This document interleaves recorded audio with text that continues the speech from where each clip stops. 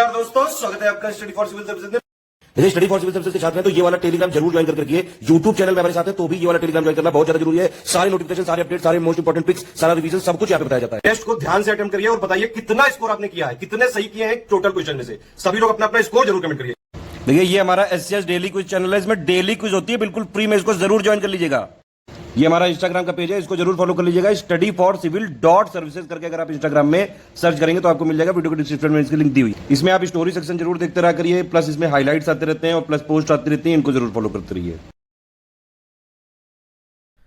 नमस्कार दोस्तों, आप सभी का स्वागत है स्टडी फॉर एग्ज़ाम में। दोस्तों, जैसा कि आप लोग जानते हैं कि हम लोग सामान्य अध्ययन के विषयवार प्रैक्टिस कर रहे हैं, तो आज जो है हम लोग इतिहास के प्रश्नों की प्रैक्टिस करेंगे। वीडियो शुरू करने से पहले मैं आपको बताना चाहता हूँ, हमारे कई पेड ग्रुप चलते हैं। अगर आप इन पेड ग्रुप को लेना चाहते हैं तो दिए गए नंबर पर कॉल कर जानकारी प्राप्त कर सकते हैं। तो दोस्तों, देखते हैं पहला प्रश्न लोग। बौद्ध धर्म में भिक्षुणी के रूप में, स्त्रियों के रूप में प्रवेश की अनुमति बुद्ध द्वारा कहाँ की गई थी? श्रावस्ती में, वैशाली में, राजगृह में या कुशीनगर में? तो इसका जो सही आंसर है वह ऑप्शन बी, वैशाली में। बौद्ध संघ में भिक्षुणी के रूप में स्त्रियों के प्रवेश की अनुमति है गौतम बुद्ध ने वैशाली में दी थी। प्रारंभ में गौतम बुद्ध इसके विरुद्ध थे, परंतु आनंद के कहने पर, इनका जो प्रिय शिष्य था आनंद, इन्हीं के कहने पर गौतम बुद्ध ने बौद्ध संघ में भिक्षुणियों के रूप में स्त्रियों को प्रवेश की अनुमति दी है। और इसके पश्चात आम्रपाली और इनकी माताजी प्रजापति गौतमी जो है वह बौद्ध संघ में भिक्षुणी बनी।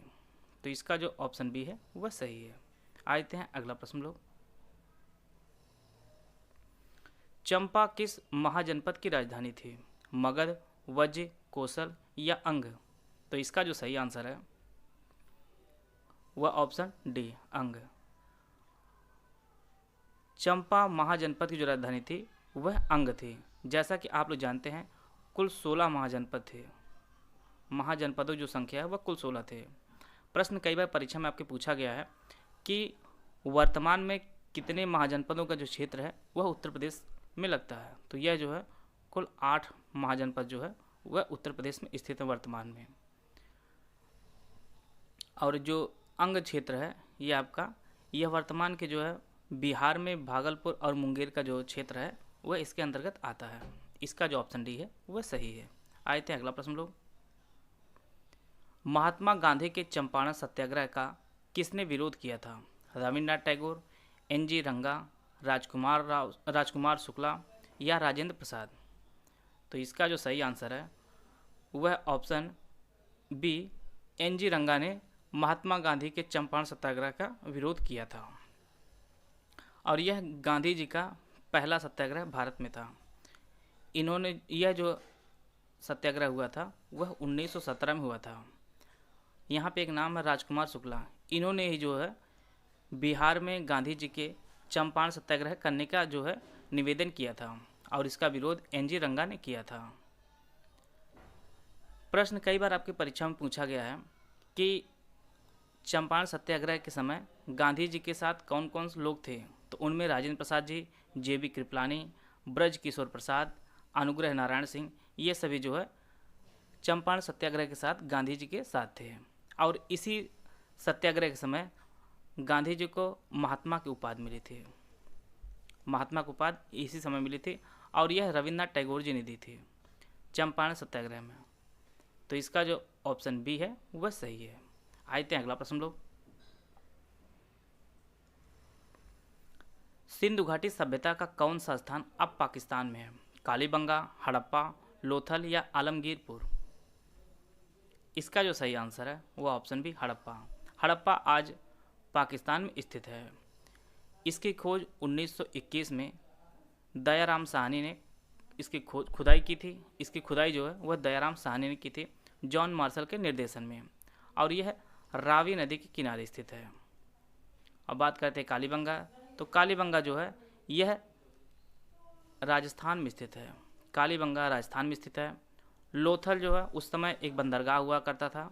और यह वर्तमान के गुजरात में स्थित है। आलमगीर यह यूपी के मेरठ जिला में स्थित है।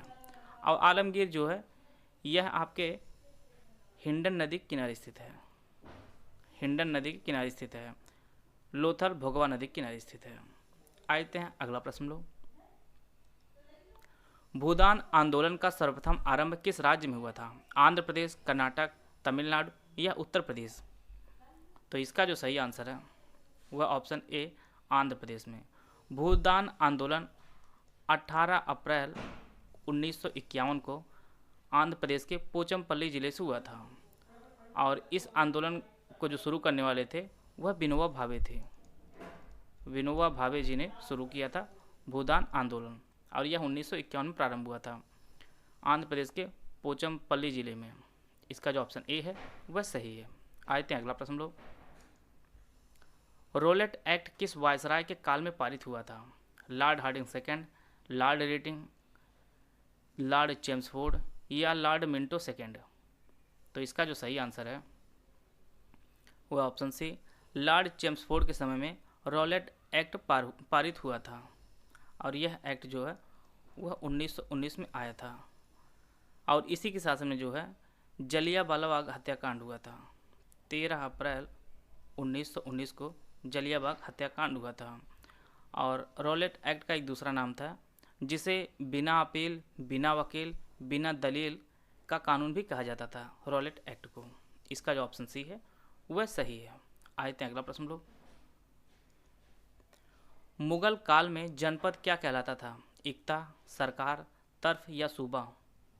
तो इसका जो सही आंसर है वह ऑप्शन बी सरकार। मुगल काल में जो है जनपद सरकार कहलाता था। इसका जो ऑप्शन बी है वह सही है। आते हैं अगला प्रश्न लो। नटराज की प्रसिद्ध कांस्य मूर्ति किस कला का उदाहरण है? चोल कला का, गंधार कला का, गुप्त कला का या मौर्य कला का? तो इसका जो सही आंसर है वह ऑप्शन ए चोल कला का। नटराज की प्रसिद्ध जो कांस्य की मूर्ति है वह चोल कला का एक विशिष्ट उदाहरण है। और चोल जो शासक थे वह शैव धर्म को मानते थे। शैव धर्म को मानते थे। और चोल वंश की जो स्थापना है वह विजयालय ने की थी। विजयालय ने की थी। परीक्षा में प्रश्न पूछा गया है कि नटराज की जो कांस्य मूर्ति थी उसकी कितनी भुजाएं हैं? तो वह कुल उसके पास 4 भुजा है। 4 भुजा है। नृत्य करते हुए जो मूर्ति है उसमें कुल 4 भुजा है। इसका जो ऑप्शन ए है वह सही है। आते हैं अगला प्रश्न लो। भारतीय व्यापार में ईस्ट इंडिया कंपनी का एकाधिकार समाप्त किया गया कब? वह आपको बताना है। 1793, 1803, 1813 या 1833? तो इसका जो सही आंसर है वह ऑप्शन सी 1813 में भारतीय व्यापार में ईस्ट इंडिया कंपनी का एकाधिकार जो है वह समाप्त कर दिया। और इसके पश्चात अन्य ब्रिटिश कंपनियों को व्यापार करने और अपने कार्यालय खोलने की जो है अनुमति प्रदान की गई। इसका जो ऑप्शन सी है वह सही है। आते हैं अगला प्रश्न लो। पुराणों की कुल संख्या कितनी है? 16, 18, 19 या 21? तो इसका जो सही आंसर है वह ऑप्शन बी 18। पुराणों की जो कुल संख्या है वह कुल 18 है। इसका जो ऑप्शन बी है वह सही है। आते हैं अगला। इस प्रश्न में आपको सही क्रम पहचानना है। रेगुलेटिंग एक्ट, सूरत की फूट, बंगाल का विभाजन और मुस्लिम लीग की स्थापना। 4 ऑप्शन दिया गया, आप लोग ऑप्शन पढ़ लीजिए। रेगुलेटिंग एक्ट जो है यह 1773 में आया था। सूरत की फूट जो है 1907 में। बंगाल का विभाजन वह 1905 में। और मुस्लिम लीग की स्थापना यह 1906 में आया था। तो इससे जो है इस प्रश्न का जो आंसर हो जाएगा वह ऑप्शन बी। सबसे पहले रेगुलेटिंग एक्ट आएगा, इसके बाद बंगाल का विभाजन, फिर मुस्लिम लीग और अंत में जो है सूरत की फूट आता है। आते हैं अगला प्रश्न लो। जजिया किसने शासनकाल में पुनः लगाया था? किसके शासनकाल में जो है वह पुनः लगाया गया था? अकबर, औरंगजेब, जहांगीर या हुमायूं? तो इसका जो सही आंसर है वह ऑप्शन बी औरंगजेब ने जो है जजिया को पुनः लगाया था। अकबर ने जजिया कर को जो है वह 1564 में समाप्त कर दिया था। और भारत में जजिया कर जो है सर्वप्रथम मोहम्मद बिन कासिम ने लगाया था 712 ईस्वी में, और औरंगजेब ने इसे 1679 ईस्वी में जो है जजिया कर को पुनः लगाया था। तो इसका जो ऑप्शन बी है वह सही है। आते हैं अगला प्रश्न लोग। इब्न बतूता भारत में किसके शासनकाल में आया था? बहलोल लोदी, फिरोज तुगलक, गयासुद्दीन तुगलक या मोहम्मद बिन तुगलक? तो इसका जो सही आंसर है वह ऑप्शन डी, मोहम्मद बिन तुगलक के शासनकाल में इब्न बतूता जो है वह भारत आया था, और यह अफ्रीका के मोरक्को देश का निवासी था। मोरक्को देश का निवासी था। इसने एक पुस्तक लिखी थी जिसका नाम रहला था। रहला जो है इसकी पुस्तक के नाम था। और यह जब मोहम्मद बिन तुगलक के शासनकाल में भारत आता है तो यह उसे काजी के पद पर नियुक्त कर देता है। इब्न बतूता को मोहम्मद बिन तुगलक ने काजी के पद पर नियुक्त करता है। इसका जो ऑप्शन डी है वह सही है। आते हैं अगला प्रश्न लोग। भारतीय उपमहाद्वीप में कृषि के प्राचीनतम साक्ष्य कहाँ प्राप्त हुए थे? लोथल, हड़प्पा, मेहरगढ़ या मुंडीगाक? तो इसका जो सही आंसर है वो ऑप्शन सी, मेहरगढ़ में कृषि का प्राचीनतम साक्ष्य प्राप्त हुआ था, और यह वर्तमान में पाकिस्तान के बलूचिस्तान में स्थित है, मेहरगढ़। आते हैं अगला प्रश्न लोग। आप यहाँ पे आपको सम्मिलित करना है सूची 1 को सूची 2 से। यहाँ पे नदियों के प्राचीन नाम और आधुनिक नाम से यहाँ पे सम्मिलित करना है। आप लोग ऑप्शन पढ़ लीजिए। कुभा का जो है वर्तमान नाम वह काबुल है। परसुड़ी का जो वर्तमान नाम है वह रावी है। सदानीरा का वर्तमान नाम गंडक है, और सतलुज का जो वर्तमान नाम है वह सतलज है। तो इसका जो है ऑप्शन बी है वह सही होता है। आते हैं अगला प्रश्न लोग।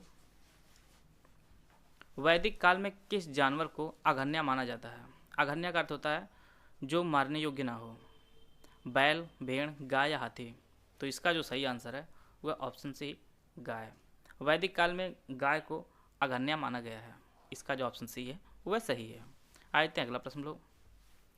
विक्रम एवं शक संवत में कितना अंतर है? 57 वर्ष, 78 वर्ष, 135 वर्ष या 320 वर्ष?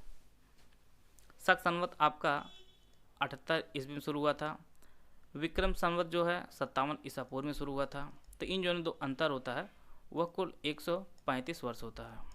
तो इसका जो ऑप्शन सी है वह सही है। आइए देखते हैं अगला प्रश्न लोग। अखिल भारतीय किसान सभा के संस्थापक अध्यक्ष थे आचार्य नरेंद्र देव, स्वामी सहजानंद सरस्वती, बंकिम मुखर्जी या जयप्रकाश नारायण? तो इसका जो सही आंसर है वह ऑप्शन बी, स्वामी सहजानंद सरस्वती जो है वह अखिल भारतीय किसान सभा के संस्थापक थे, और इसकी जो स्थापना हुई थी वह 11 अगस्त 1936 को इसकी स्थापना हुई थी, और इसके महासचिव जो थे वह एन.जी. रंगा थे। एन.जी. रंगा इसके महासचिव थे अखिल भारतीय किसान सभा की। आते हैं अगला प्रश्न लोग। निम्नलिखित में से राज्य के साप्तांग सिद्धांत के अनुसार राज्य का 7वां अंग कौन सा था? जनपद, दुर्ग, मित्र या कोष? जैसा कि आप लोग जानते हैं कि कौटिल्य ने साप्तांग सिद्धांत दिया था, और इस साप्तांग सिद्धांत में जो 7वां अंग था वह कोष था। इसका जो सही आंसर है वह ऑप्शन सी, मित्र था। साप्तांग सिद्धांत के अनुसार 7वां जो अंग था वह मित्र था। सबसे पहला जो आता है वह स्वामी अर्थात राजा का, दूसरे स्थान जो आता है वह अमात्य जो नौकरशाह थे, तीसरा स्थान जो है जनपद का, चौथा दुर्ग, पांचवा कोष, छठा दंड और सातवां जो है वह मित्र का आता है। इसका जो ऑप्शन सी है वह सही है। आइए देते हैं अगला प्रश्न लोग। निम्नलिखित वंशों ने किस क्रम में दिल्ली पर शासन किया था? वह आपको पहचानना है। यहाँ पे 4 राजवंश दिया गया है, खिलजी, लोधी, सैयद और गुलाम। जैसा कि आप लोग जानते हैं कि दिल्ली सल्तनत में जो है कुल 5 राजवंश आए थे। उनमें खिलजी, लोधी, सैयद और गुलाम, और इसके अतिरिक्त जो है एक तुगलक वंश था। आप लोग कमेंट बॉक्स में बताइए कि तुगलक वंश की स्थापना किसने की थी। तो इसका जो क्रम था वह गुलाम वंश पहले आता है, फिर आपका खिलजी आता है, फिर तुगलक आता है, फिर सैयद आता है, और अंत में जो है वह लोधी आता है। तो इससे जो है इसका जो ऑप्शन डी है वह सही होता है। इसकी जो PDF मैं Telegram group study for exam में शेयर करूंगा, आप लोग वहाँ से लेकर इसका रिवीजन कर लीजिएगा। वीडियो अगर आपको अच्छा लगा तो लाइक कर सकते हैं, चैनल सब्सक्राइब कर लीजिए। वीडियो को पूरा देखने धन्यवाद। जय हिंद, जय भारत।